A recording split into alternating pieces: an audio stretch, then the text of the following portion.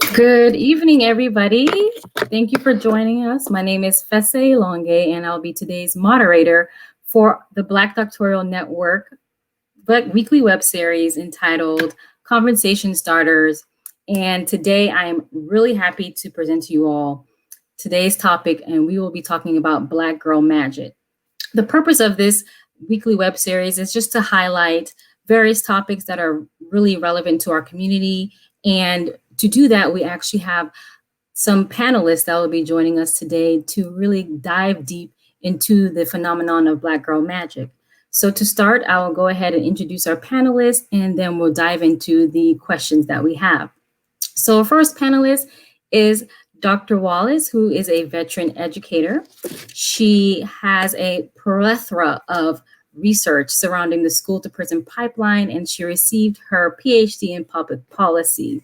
Thank you, Dr. Karen Wallace, for joining us today. Good evening.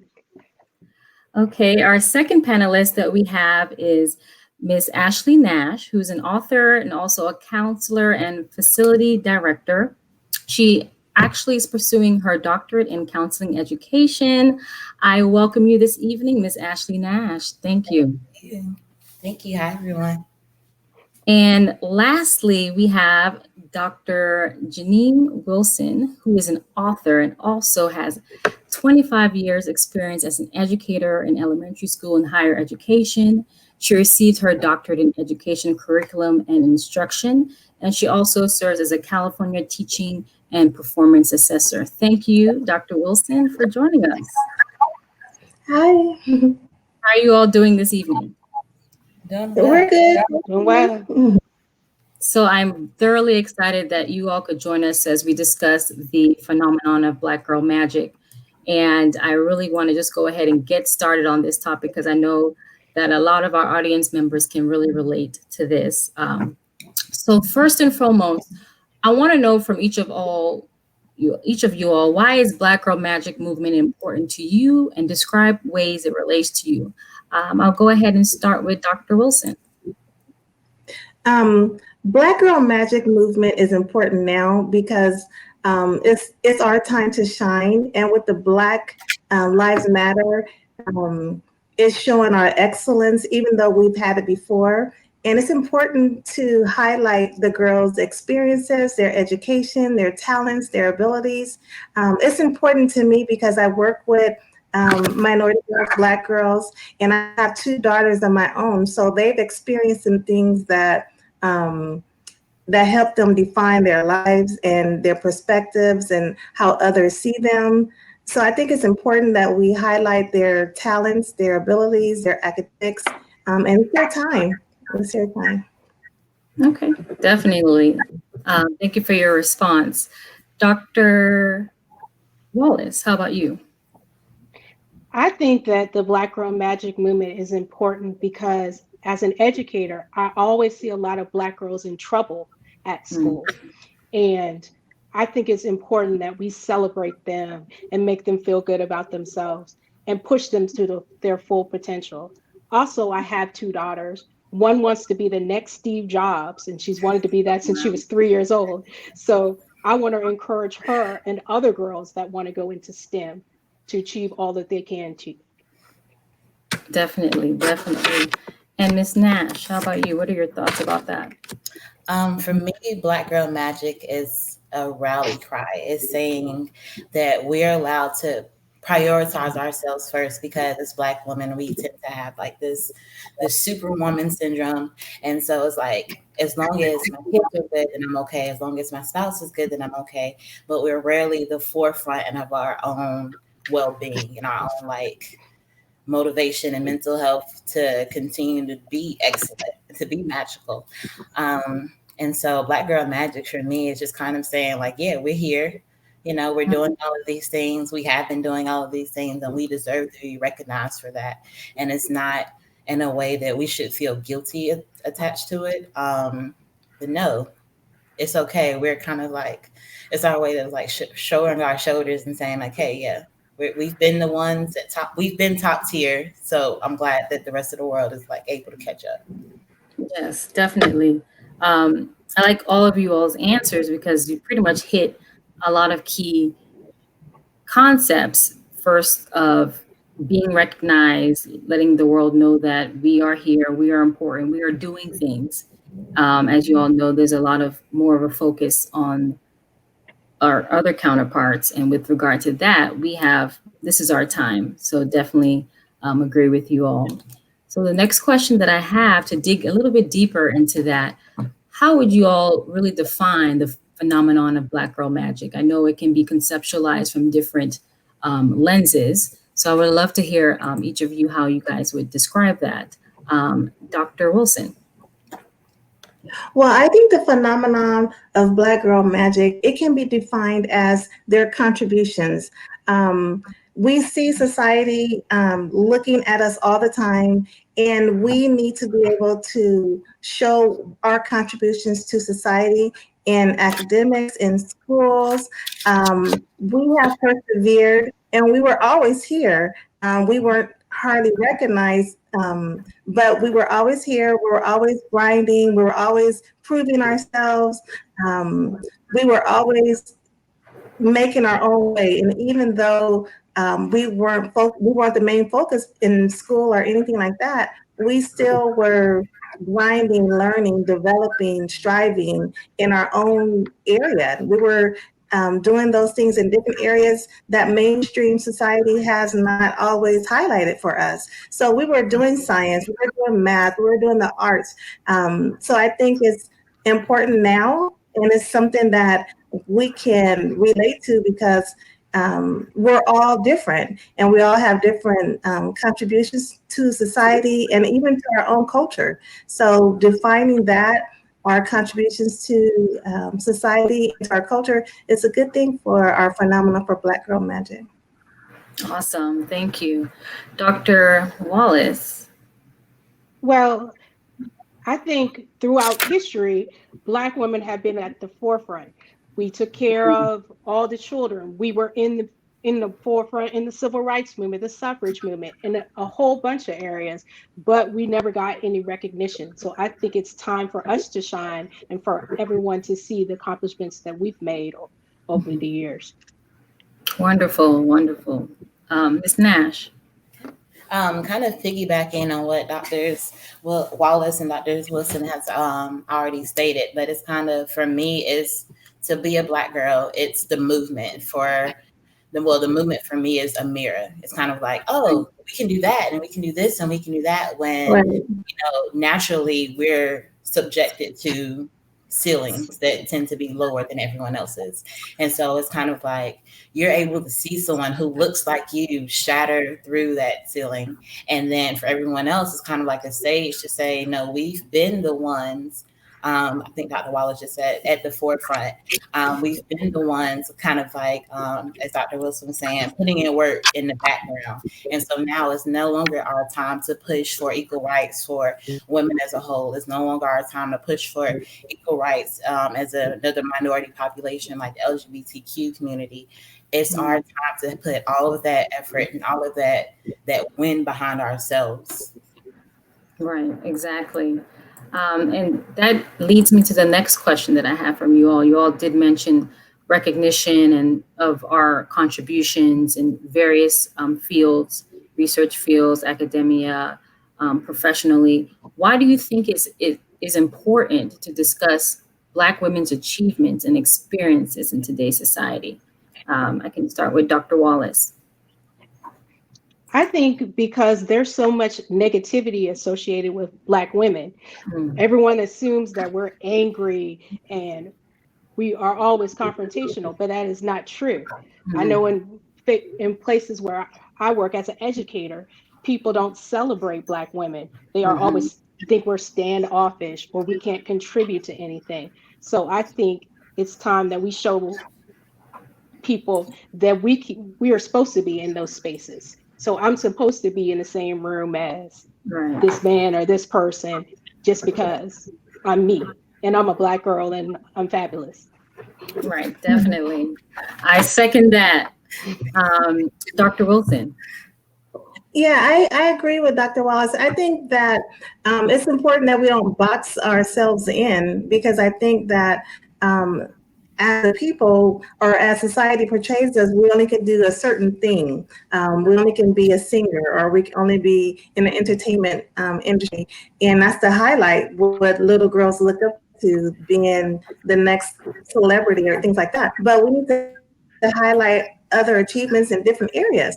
We have science, we have math, we have, space. We have different areas that Black women are succeeding at, and we need to celebrate and recognize, even though we never see them, we never see them on the news. They're there, and we need to highlight those who are there, who are not seen. And I think that's important because little girls don't see the ones who are in the background. They don't see the producers. They don't see anything but other than what's pushed to the forefront.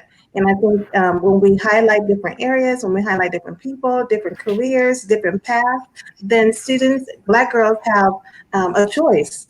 And they may have something in them that says, well, I can do that too. Well, she did it, or I can do something different. Because I think sometimes little girls only think that they have to be a certain way because they're afraid to be themselves or to be different.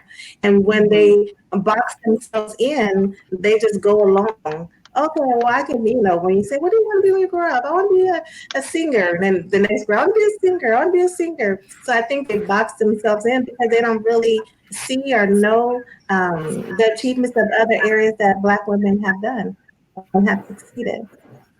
Wow, yes, I totally agree with that. And Miss Nash, what are your thoughts?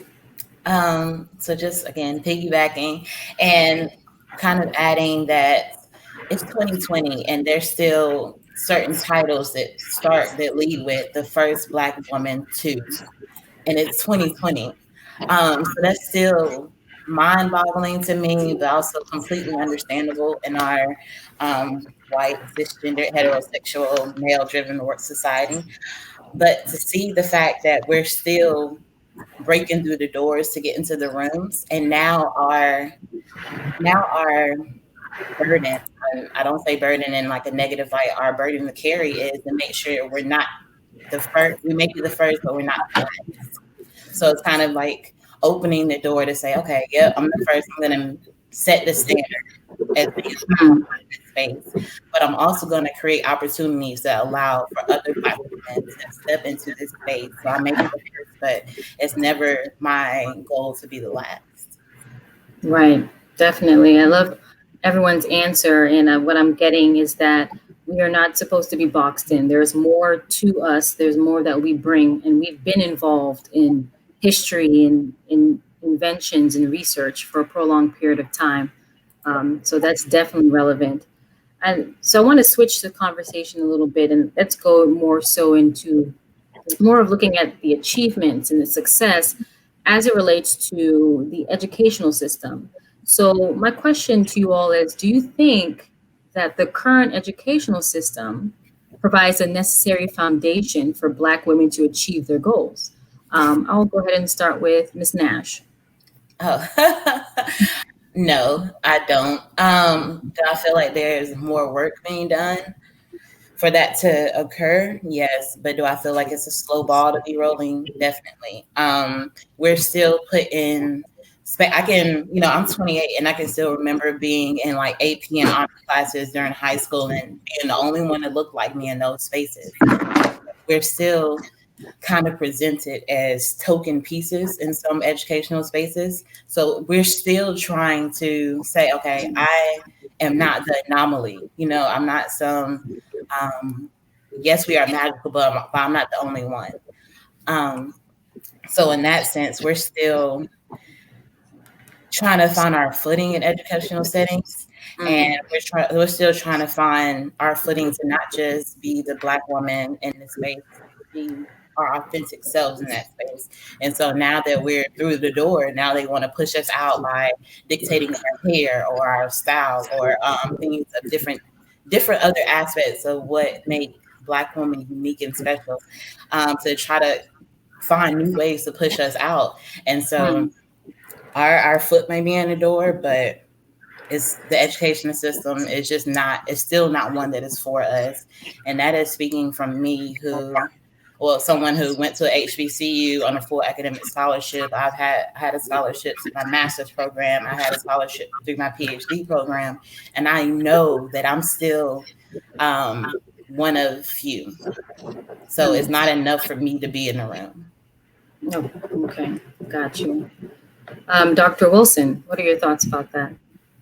Well, yeah, I think with our educational system, for me, I think, well, personally, I was tracked as a kid, and I didn't even know anything about tracking. I was tracked not on the high track, but on the B track. So the classes that were afforded to some of the kids who were on the A track, which were the smarter kids, per se,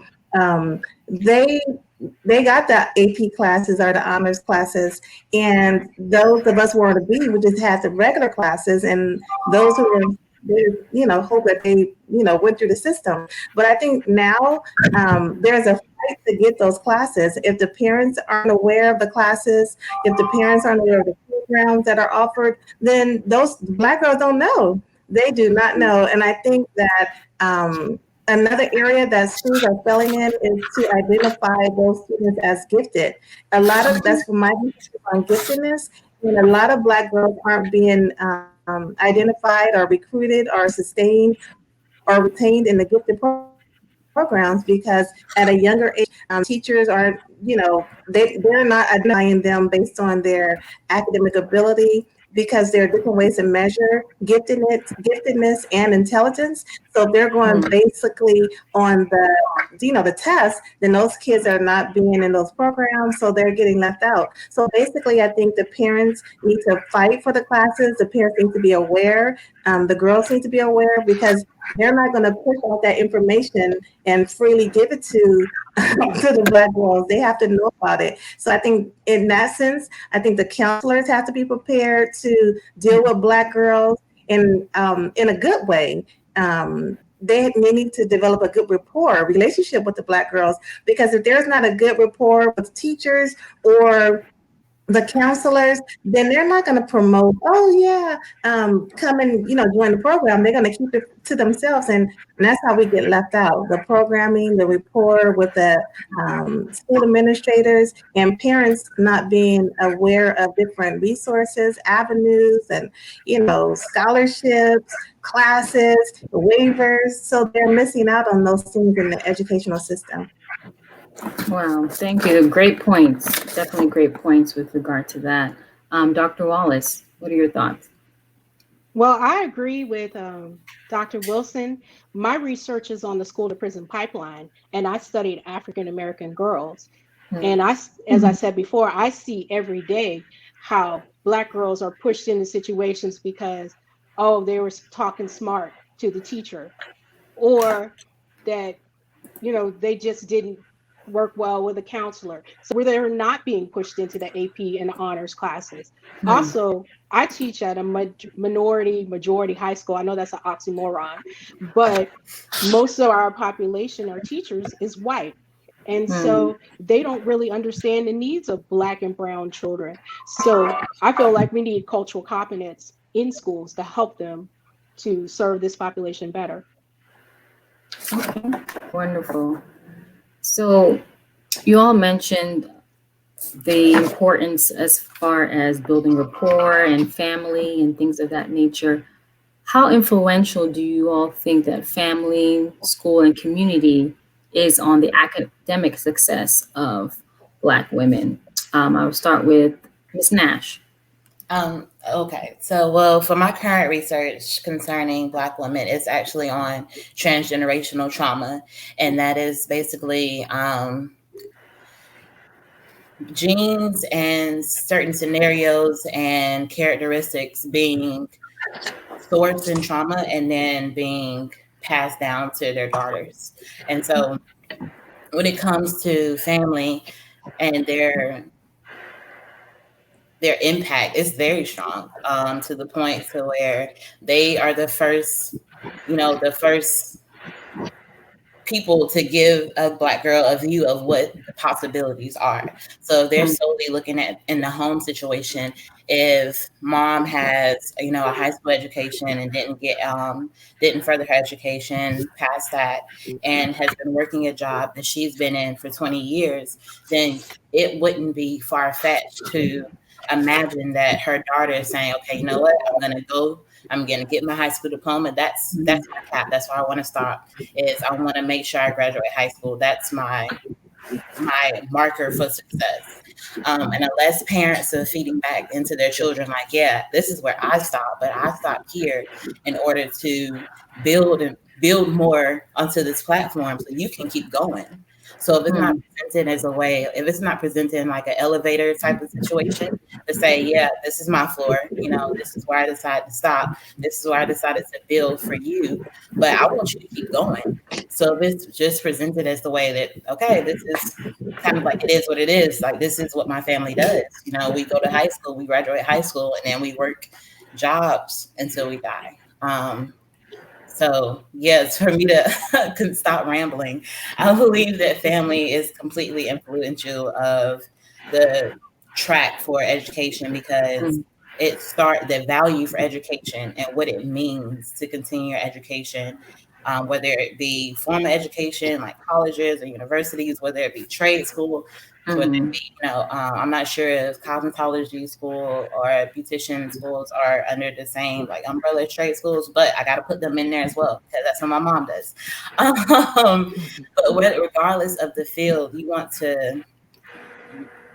to establish it within the home that your success doesn't stop where mine stopped. It doesn't have to. So yeah, in the long run, that. No, thank you. That was very insightful. Dr. Wallace, what are your thoughts about that? Well, as a teacher, I interact with the community and families all the time. And the kids that excel are the ones that have their parents in the school, checking up on them. And also, I feel the same way as Miss Nash in terms of your family and how that shapes you.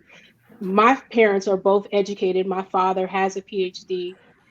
So education was pushed for us. My mom is a teacher. So, we were told college, military, or a job, but you're getting out of the house and you're going to do something. Right. So what I do at school is I try to push these girls.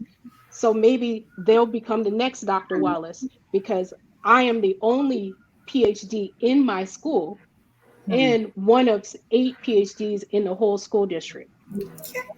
Wow. That's wonderful. Thank you for sharing that. That's very, very important to know how you are paving the way, as we've already discussed, with regard to the recognition and breaking the boundaries and stepping outside of the box. Dr. Wilson, what are your thoughts? Well, I agree with Dr. Wallace when it's about family and they carry on the name of the family, the tradition. Oh, my mom graduated from college. So it's just a known. I'm graduated from college. It becomes a known. Like my daughters, they already know.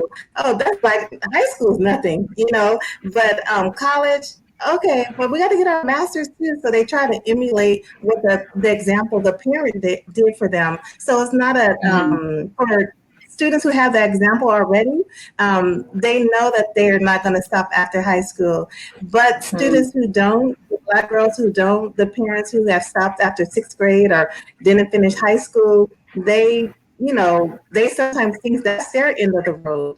But where we come in as a community, when we go back and volunteer and provide resources and programs to inspire those young girls who their parents weren't able to graduate from high school, to say that there are HBCUs out there for us. You can make it, inspire and motivate them because they look up to us. And then, I'm from Compton.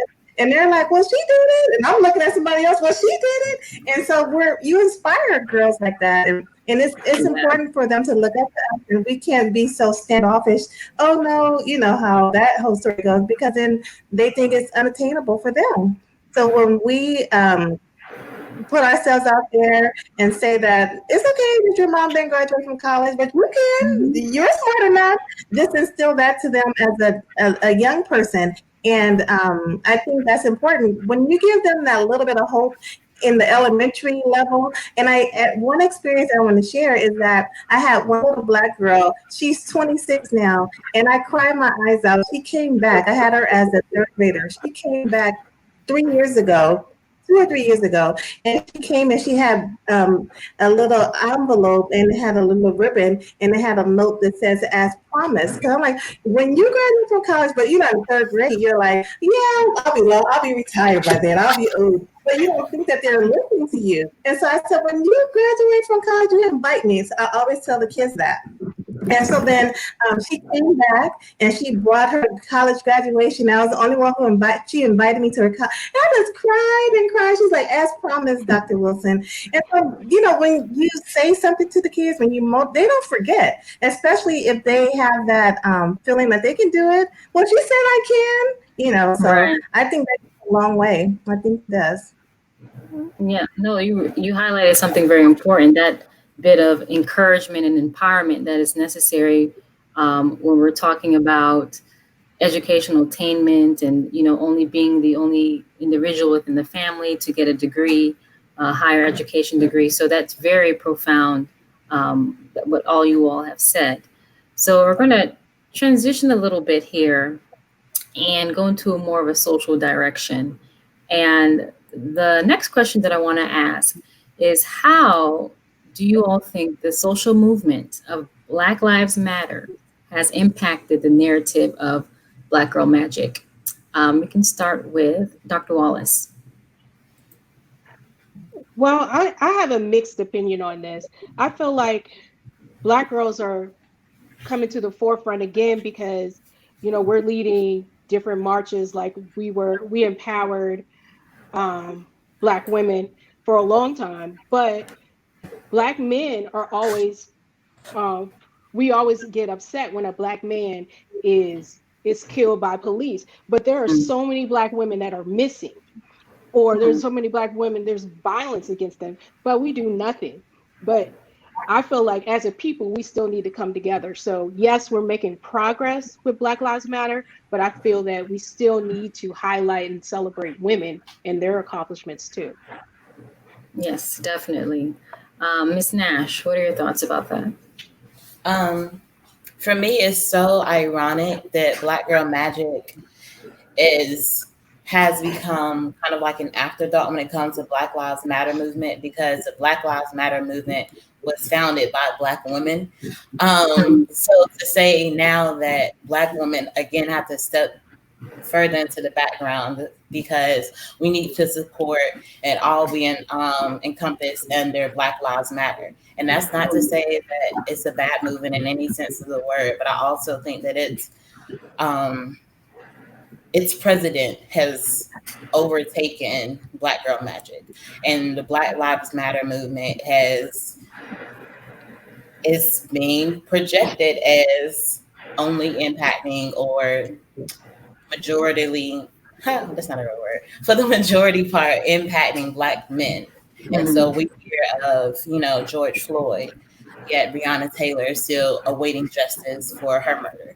And that's kind of like, it's always an afterthought for Black women to always become an afterthought. It's like Black Lives Matter is here and it should be at the forefront. But in order for that to be at the forefront, Black Girls Magic has to take a backseat again. Gotcha. So it's kind of like we're sacrificing for the majority. So we're sacrificing for us as a community again. Okay. Dr. Wilson. Well, I see it.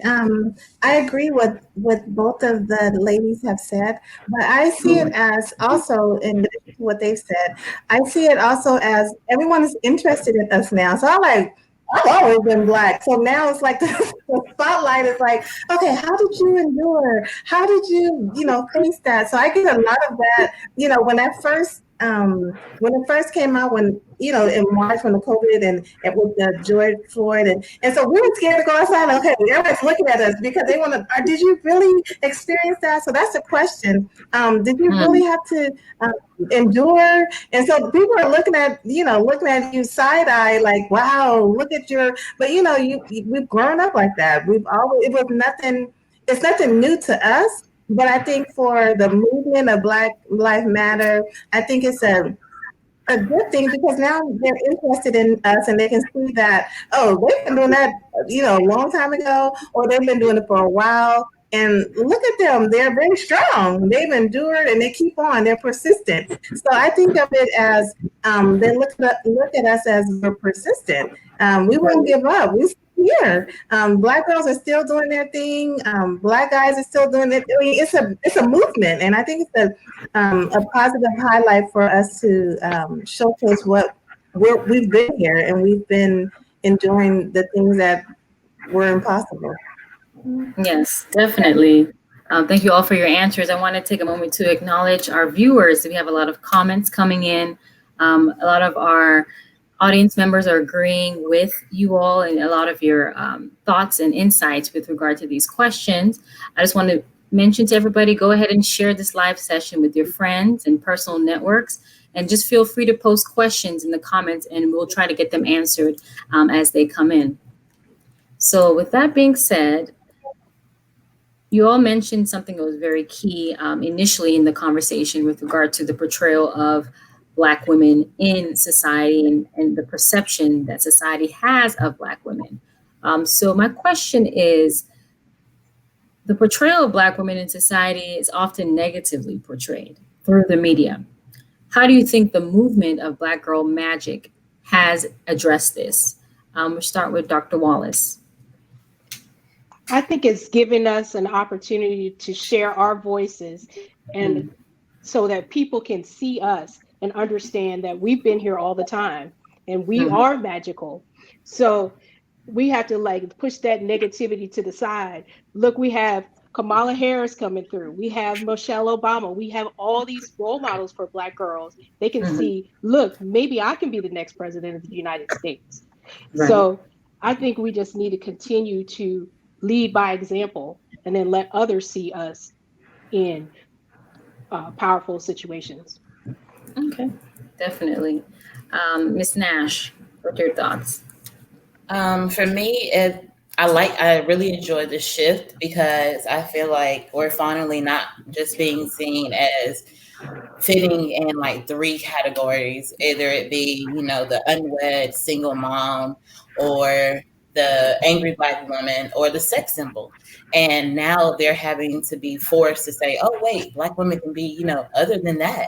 They have other aspirations and they have other characteristics that can be at the forefront besides like their bodies, besides their abilities to have and raise children, to be, again, like we've been hinting at for this panel, like we don't have to be boxed in. And I think that Black Magic is really shining on the fact that, wait, even in this box that you have tried to confine us in, we've been able to source and become and grow into like doctors and directors and, screenwriters and things of that nature, scientists. We already broke the box. Okay. I don't know who left I don't know who was supposed to make sure that box was secure and we stayed in our place, but we broke through that box quite some time ago. And so now it's just allowing some light to be shown in there. So we already knew that we could be, successful in these different aspects. We already knew within ourselves that we're more than, our wide thighs, thick hips, 6 waist. You don't have to look like you're going to step into a video to be considered successful as a Black woman, to be appreciated, to be admired, to be, in a sense, looked up to as a Black woman. There's no cookie cutter way. And so I think that Black Girl Magic has shown some light on there is no cookie cutter way to be a Black woman. Definitely. I want to dig deep a little bit more into the context of that question by going into looking at our own community and our own culture. From everyone's perspective, do you think the Black culture supports or does not support the movement of Black Girl Magic? We can start with Dr. Wilson. Well, I think for our culture, I think it's a win for us all. There's I think the support that we get is genuine. When you get the new word now is the Black love. I think it's genuine. I think it's admirable. I think we're together. It may not be what we want it to be, but I think it's there. I think we're always Mhm. there for one another. I think we're always there to support one another. I think we always root each other. We always root for each other. So I think it's a win for us all. I think the community gets behind us if we have an idea, and sometimes with the community, when you have an idea and you are upfront and you are genuine about what you say and what you're going to do, the Black community will get behind you and they will Mm. support you. And I think that speaks volumes for our community. You can go out there and have a movement for your cause, and they'll be there. They maybe one person, but somebody's going to be there. And they're not going to let you. They're not going to stand you up. So I do think Right. that we have the support of the community. They'll be there for us. So I think they support us. They support, and because when you have a voice like our community, and now our voice is loud. The Black Girl Magic voices are loud, Mhm. and we all have something to say. And I think that we're all educated in different ways. Some of us have degrees. Some of us are educated with our skill. Just because one person may be different, I think our education, when we all pull together, because everybody's good at everything, not everything. Everybody is good at something. When we bring everybody together collectively, we have all kinds of multifaceted people that can bring about the change. So I think our community does support us. It's a win for us all. I Okay. think so. Definitely. I agree. Dr. Wallace, what are your thoughts? I think the community supports us and Black Girl Magic because it shows the progress that we're making as a people. Like I said before, we've always been in the movement. We've always been behind the quote unquote great men in the civil rights movement or whatever. So we will continue to be great and Mm. continue to be strong. So we're giving little girls and little boys hope and letting them know the sky is the limit. They can achieve anything they wanted to. Okay. Miss Nash, what are your thoughts? Um, so I feel like to an extent, the Black culture is behind Black Girl Magic. And I say to an extent because it me looking outside of my tribe. So like the Black men in my tribe, the Black women in my tribe, they were really successful and like, we come together and it's a family, it's supportive of everything that we're trying to get accomplished. But Mhm. as a society, I feel like mainstream wise, it's the narrative that there's a disconnect in the Black woman and the Black man. The narrative is loud. The narrative is often received and digested because it's easier. It's easier to disrupt us as a community, as a Black people, if you disconnect the Black man and the Black woman. And so that's why I say, in a sense, because I've seen instances, social wise, where Black women were supported until it was a Black man and like came into the mix of it. So the first example that came to mind is kind of, and it's going to show my age, but of how like Meg the Stallion, she was shot, and it was on one side it was all camaraderie to say, hey, I want to support her as a Black woman. This is not Mm. okay. But when the Black man became a factor, it was kind of like there was a switch, and now she's a snitch. Now she should have done like so much more to protect that Black man. And so I think that Black Girl Magic continues to be an afterthought of Black Lives Matter. Um, so it's not that it's not supported. It's not that the Black community does not support Black Girl Magic, but our support tends to be confined in the afterthought, confined in the background, because as a mainstream media, the narrative that is driven is that Black men and Black women can't coexist. That Mm. you have to be a strong Black woman and single mom and support all your kids, and Black men are doing this, or Black men who are seen as successors have white wives, things of that nature. So there, as a mainstream society, there are so many nicks in Black community and Black culture that I feel are like a wedge in between Black men and Black women. So not to say that one day we can't collectively be on the same page and both be at the forefront, and that be like a main thing that we see in society. I'm not saying that that's an impossibility, but right now the narrative is driven to separate within the community. That is an awesome point, and I actually want to dig deeper into that and get some feedback from our other panelists here with regard to the, I guess, separation that has been perpetuated by society, that Black women and Black men cannot exist and cohabitate as one. What are your thoughts with regard to that, Dr. Wilson? Well, I think it goes, I think maybe it's society. I think because they look at the entity of the Black family, and if the Black male isn't present, then it's the Black female. So and so there's a division in the family as far as like if the Black male is not there, then it automatically goes to the Black woman. Everything defaults to the Black woman. The Black woman becomes a Black father. The Black woman becomes she becomes everything. And so when those kids grow up, if they are fatherless or if they're angry, whatever happened between their parents, there's a divide there. And sometimes it's generational when it just grows up. They grow up and they don't want the same life. So some people change that their narrative and say, well, I want to have a family. I want to be there for my kid. I don't want to be like my dad, or I don't want to be like my mom. It's not always the dad that leaves, it's the mom too. So I think when the family dynamic is broken up, I think there's a big divide. And I think people are hurt by that. And I think people are angry by that. So I think it is it's a problem that it goes deeper. But I think as we grow and as we show support, and hopefully we can bridge the gap between the mother and the father, the woman and the man. Okay, thank you. Dr. Wallace, what about you? What are your thoughts?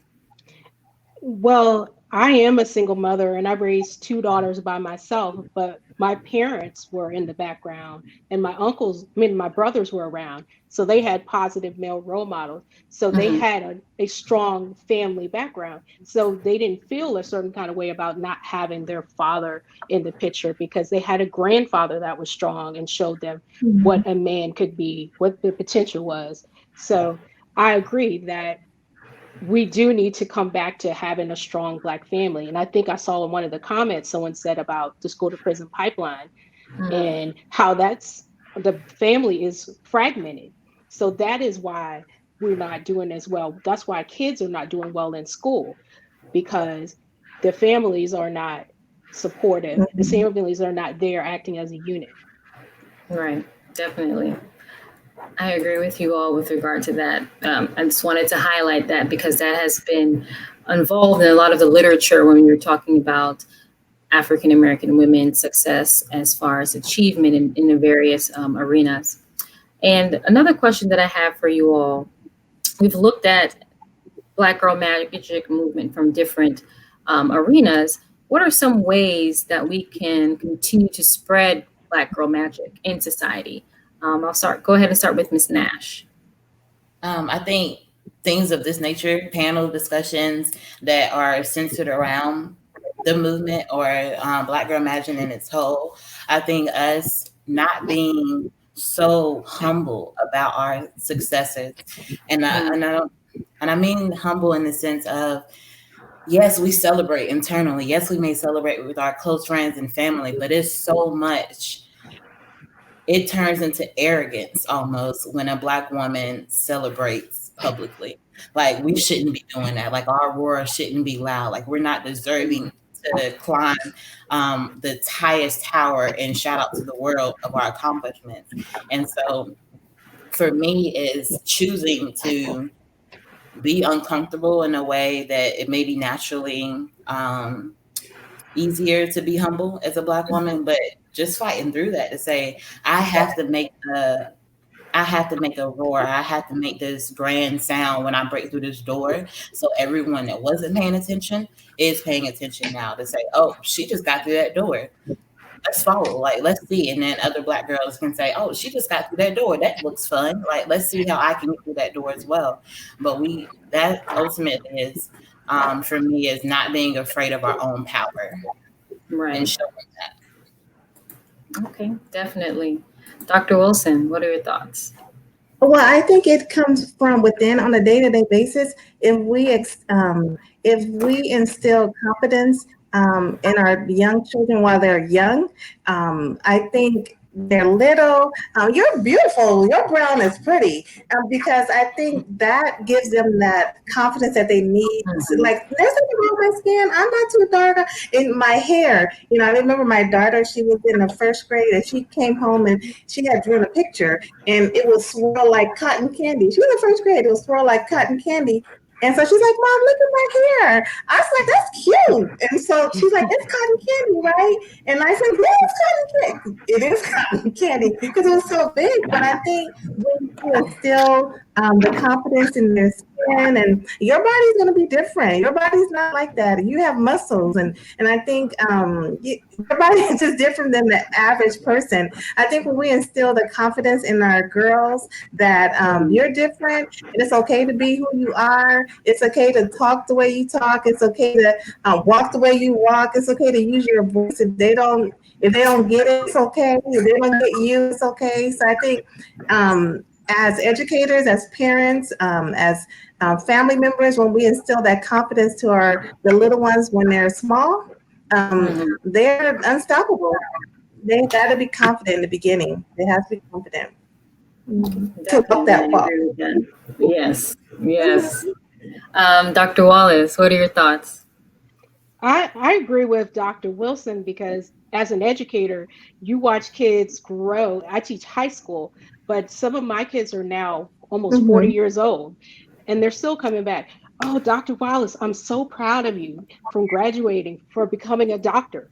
They just like Dr. Wilson said, I've had kids come back and they're grown and they're like, see, look what I just got my master's degree. So that makes us feel good. But I think it's important to walk the walk and talk the talk.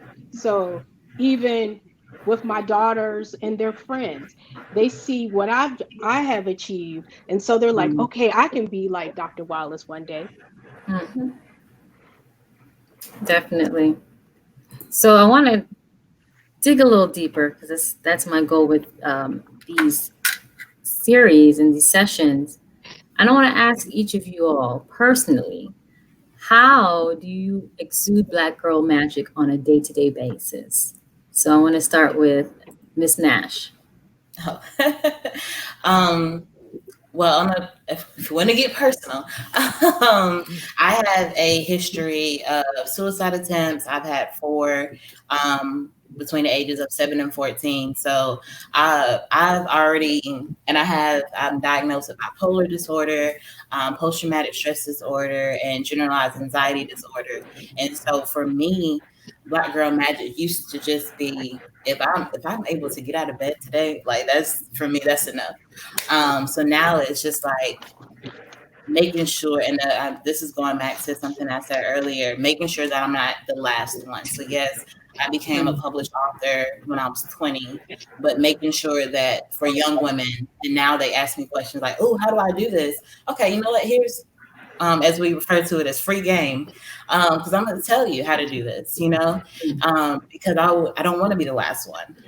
When it comes to my education, when it comes to right now, I'm in the PhD program, and not ironically, but it is a fun conundrum for me for the fact that I have a lot of Black women in the spaces. And so they have a lot of Black women in my classes, and I'm looking at it like still like, wait, these are Black women of different ages and religions and like backgrounds, and we're just here to exude this. And so even just being in that space, I'm like, okay, I feed off of the energy of Black women. And so making sure on my day-to-day basis, to have those conversations with my friends, with my colleagues, with my coworkers, with my professors, to say, okay, what can I do to move forward? How can I make this easier for the woman that's behind me?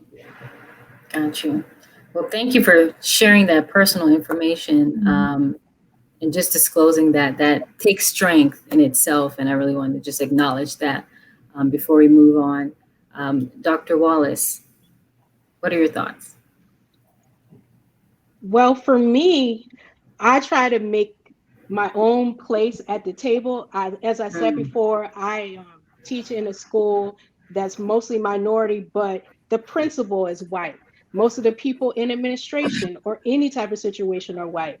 So my daughters told me, Mommy, instead of complaining about what everyone else is not doing, you mm. need to actually take a seat at the table and make it happen. So my 21-year-old and my 16-year-old are always encouraging me to be Black Girl Magic. And so Wow. Wonderful. That statement you said, having a seat at the table. If no one else is doing it, we need to do it ourselves. So that's very, very profound statement that our audience members are definitely agreeing with. Dr. Wilson, what are your thoughts? How do you exude Black Girl Magic? Well, to me, I've had to pray in the morning. So when I wake up in the morning, I have to, and I always ask for just to be my best, whatever my best is every day, whatever goal that I have, and I still do. Like it was a new thing where you still do focal, like the vision board. So I do a vision board, and at first when I did the vision board, I was like, well, like, am I too old to do a vision board? And so I thought about it, and I thought, well, this is why I see myself as I want to do this, and I feel like Mhm. Black Girl Magic on a day-to-day basis, you can do different things. And I think my oldest daughter, like how Dr. Wallace said, her daughter encourages her. My oldest daughter, she always said, "Mom, you got your degree in walk and stomp," and I looked at that, that's like. Yeah, that's right. I walk and stomp wherever I want to go, and so I think that's my Black Girl Magic. So when I get up, at work, I'm the only one who dress up every day because I feel like that's my Black magic. That's my Black Girl Mhm. Magic. Oh, look at her. Even when I don't feel good, we all have problems. Even when I don't feel like it, no one will never know, if I don't. But I think that it just being my best, how I feel on the inside, and I think having a daily goal, whether it's just to have a cup of tea, this is a Right. goal, and it makes me feel good, and it inspires my daughters, is inspired anyone who comes in contact because they know how you're feeling, and so I think that's what I do every day. Walk and stomp where I want to. I like that. Walk and stomp. That is a good motto to associate with Black Girl Magic, because I think all of us here are resilient, phenomenal Black women that are living in our truth and that continue to exude Mhm. Black Girl Magic in a variety of ways. And I love how everybody has just described how Black Girl Magic is portrayed in your life on a day-to-day basis.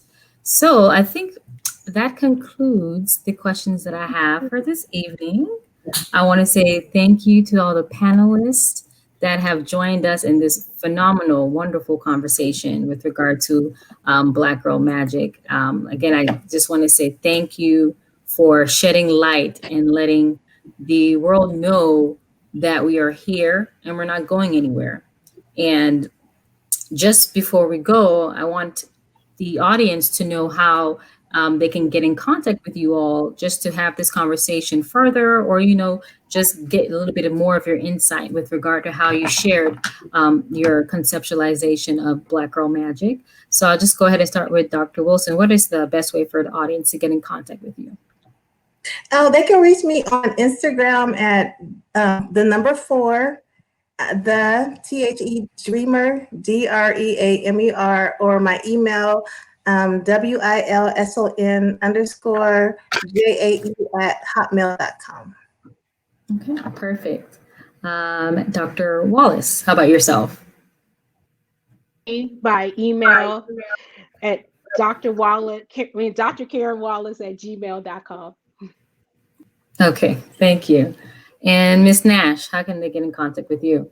Yes, I have two Instagrams. So one is sincerely_Nash, and then the other one is Not All Scars Heal, which is my mental health outreach program, or via email at notallscarsheal.com or going to notallscarsheal.com, the actual website. Okay, perfect. Again, this was a wonderful conversation. I hope you all enjoyed this dialogue that we've had with regard to Black Girl Magic.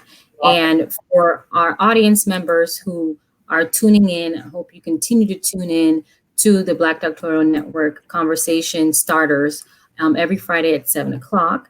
And for more topics with regard to this, Black Girl Magic, anything that relates to our community, feel free to join the conference, which is going on from October 29th to the 31st. And you can register at blackphdnetwork.org/2020 conference.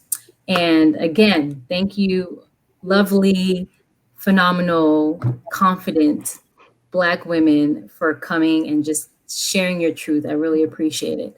And thank you all for tuning in, and have a nice evening.